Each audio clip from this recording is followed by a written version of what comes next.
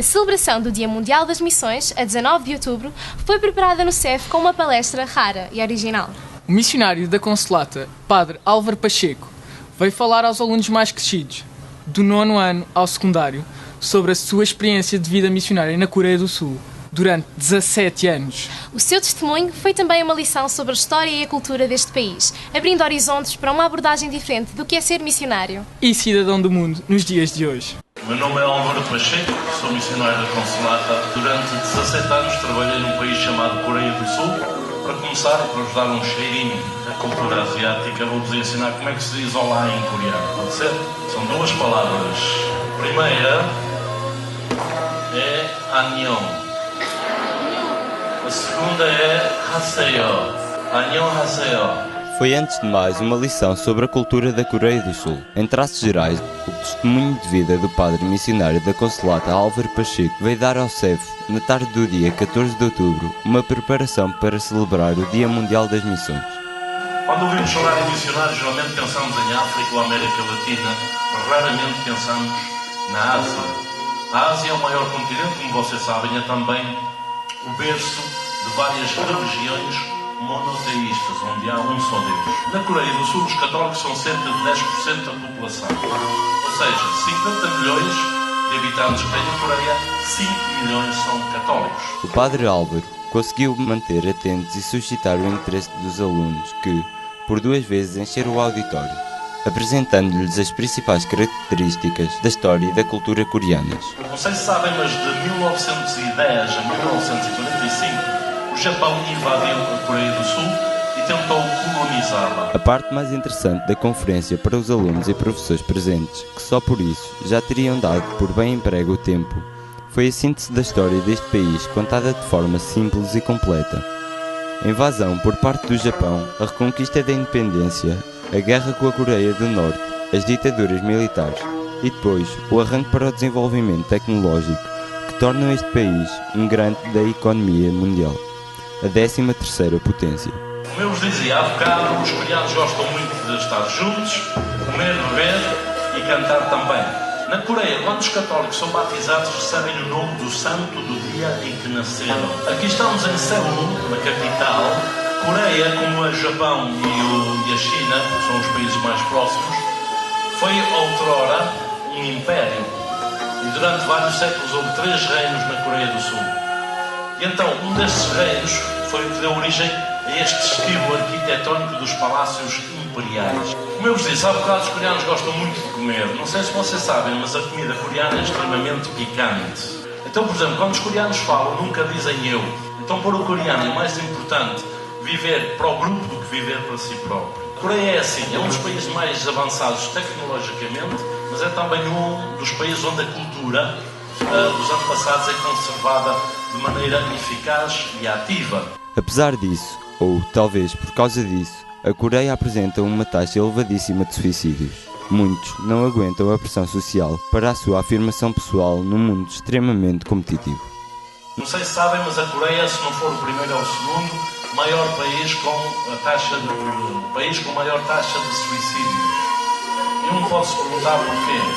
Como é que um país tão rico, tão desenvolvido, tem ao mesmo tempo esta crise a nível psicológico, a nível de caráter, e que as pessoas são levadas ao suicídio? E o suicídio, hoje em dia, está presente sobretudo entre a malta mais nova, estudantes e aqueles que acabaram os estudos, e também entre os mais idosos. Não faltou uma referência à Coreia do Norte, quer à sua história, quer à situação atual deste país. Vou mostrar 2 fotos da Coreia do Norte. Só são 2 porque não há muitas mais. Porquê? Este jovem que está no meio, africano, é o padre Tamrat, é da Etiópia, é meu colega missionário. Esteve na Coreia do Norte há 3 anos com um grupo de estrangeiros e uma irmã coreana. Essa irmã trabalha para a Caritas, que é uma organização não governativa da Igreja Católica, que todos os anos angaria fundos e faz projetos de apoio à Coreia do Norte. Então a Igreja Católica, através da Caritas, da Cruz Vermelha, todos os anos faz campanhas de sensibilização, recolhe fundos e depois então compra material variado para mandar para o Norte. Neste caso foram campanhas de vacinação nas escolas. Na abordagem da cultura coreana não podia faltar uma referência ao budismo e às suas manifestações sociais, bem como a um dos seus símbolos, aspectos específicos da Coreia do Sul. O padre Álvaro exemplificou uma das formas de rezar dos budistas. Não sei se conhecem os símbolos Yin e Yang. Portanto, são os dois extremos que estão também refletidos na bandeira coreana, que no templo budista, através da cor, das várias cores das lanternas, formaram de facto este desenho também. Que durante algumas celebrações os monges estavam a sair. E este é o interior do templo. Como estão a ver, há 3 estátuas de Budas que representam 3 virtudes do Buda. Depois as pessoas vão ali, alguém está 10 minutos, alguém está 15, alguém está meia hora, alguém está 1 hora. Os que ficam mais tempo, geralmente são os que fazem a oração completa de quando se vai ao templo. Eles têm também uma espécie de rosário, são contas, como do terço, mas não têm separação entre elas, estão todas juntas, e o rosário completo são cerca de 108 continhas.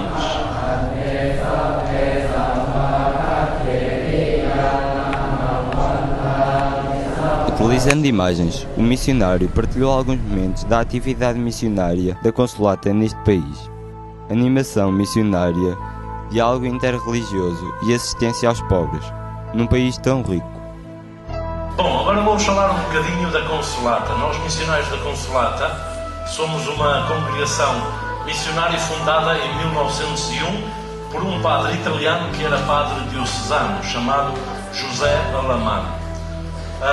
Os missionários da Consolata chegaram a Portugal em 1943 e desde então temos feito muitas atividades aqui e ali, mandando também para fora missionários da nossa terra. Isto foi durante uma missa campal. Estão a ver que as senhoras ainda usam todas a mantinha, como as nossas avós antigamente.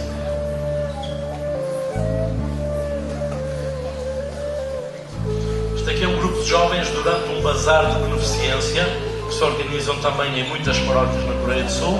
Aqui temos uma missa de envio missionário. Não sei se já ouviram falar, mas quando o missionário sai do país e vai para outra terra, para outra nação, é celebrada uma missa na sua paróquia, ou neste caso, como ele é nosso missionário, um coreano que trabalha agora no Quênia, fizemos também uma missa de envio lá na nossa casa central em Seul.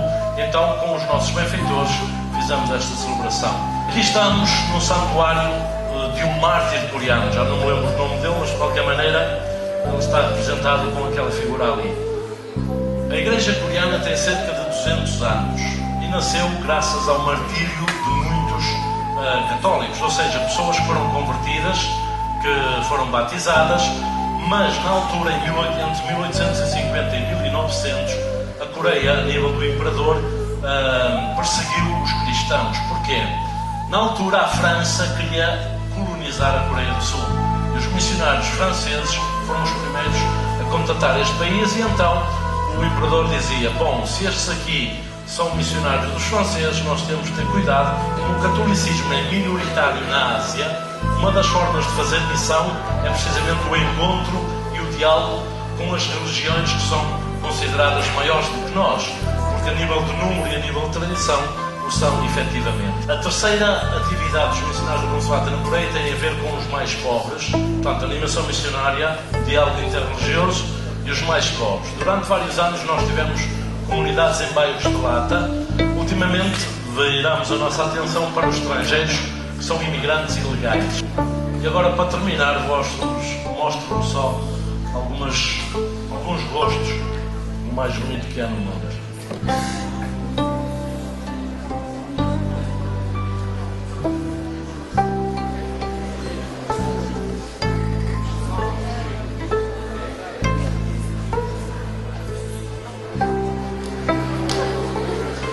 Sabem o que é que ela está a dizer? Isto na Coreia significa I love you. Então, em coreano, só para terminar, I love you disse 사랑해요. Ok, pessoal, 사랑해요. No final de cada uma das sessões, alguns alunos quiseram saber mais e aprofundar algum dos temas abordados, e interpelaram nesse sentido o Padre Álvaro. Eu gostava de saber como é que é estar na Coreia do Sul e como é que é estar a viver com as pessoas que são de uma religião diferente, que têm costumes diferentes, e como é que essas se habituaram ao cristianismo. Bom, a gente tem geralmente a ideia do missionário como aquele que vai ajudar os pobrezinhos, vive em situações difíceis, etc. Mas na Coreia, como vocês ouviram, sendo a 13ª economia mundial, apresenta realidades e problemas e desafios também completamente diferentes. Uma das outras caras da moeda desta riqueza é a grande pobreza emocional, mental e psicológica que existe em relação às pessoas. Por exemplo, como eu dizia há bocado, há muitos suicídios entre os jovens. Em África ninguém se suicida. Mas porquê é que numa nação tão rica há tanto suicídio? Porque para eles o ponto é só o material, é só o ter, é o aparecer. Então se eu não consigo, sou considerado menor. Então para essa gente, que valor é que tem a vida, que valor é que tem o ser humano, etc. Então para nós é um desafio muito grande. Primeiro tentar compreender esta cultura.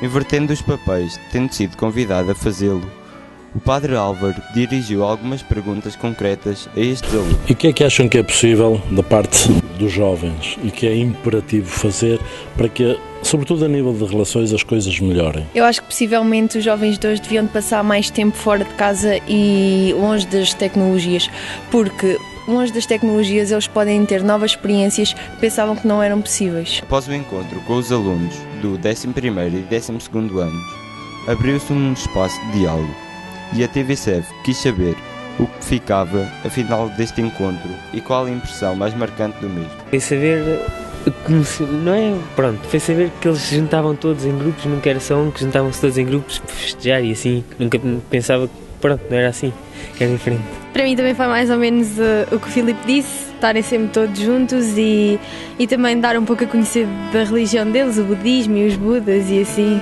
Para mim foi saber que eles não gostam muito das pessoas que não andaram na universidade.